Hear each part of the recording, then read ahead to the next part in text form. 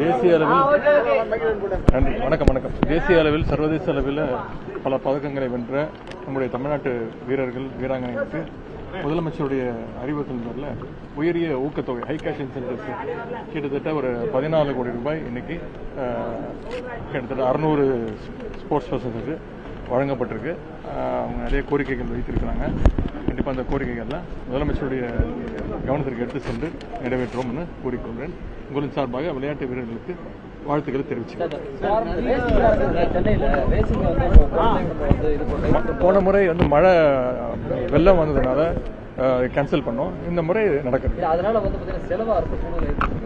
இல்லை. இந்த வாட்டி இந்த செலவும் கிடையாது. நிறைய ஸ்பான்சர்ஸ் முன் வந்திருக்கிறாங்க. நிறைய ஸ்பான்சர்ஸ் எதிர்பார்த்ததை விட அதிகமான ஸ்பான்சர்ஸ் வந்திருக்கிறாங்க. அதனால இந்த முறை போன முறை இல்லாமல் இந்த முறை ஆகஸ்ட் 31 செப்டம்பர் 1ஆம் தேதிகளில் ரேஸ் யாரையும் கட்டாயப்படுத்தி யாராவது ஒருத்தர் பேர் சொல்லுங்க. இல்ல ஸ்பான்சர் பேர் சொல்லுங்க. ஸ்பான்சர்லாம் அப்படிங்க கட்டாயப்படுத்த முடியும். நிறைய நல்ல விஷயங்கள் ஸ்போர்ட்ஸ்ல வெளியில தெரிய வந்துட்டு இருக்கு. ஆனா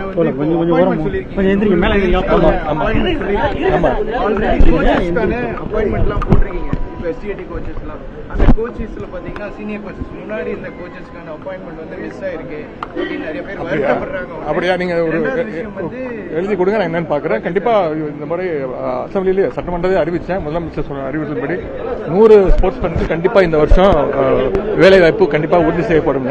இன்னும் ஒரு ஏற்கனவே ஒரு 28 அப்பாயின்மெண்ட் ஆர்டர் ரெடியா இருக்கு. 50 பேருக்கு வந்தோடனே முதலமைச்சர் தலைமையிலே முதலமைச்சர் கையாலே அது கொடுக்கறதுக்கான ஏற்பாடு நடந்துட்டு இருக்கு.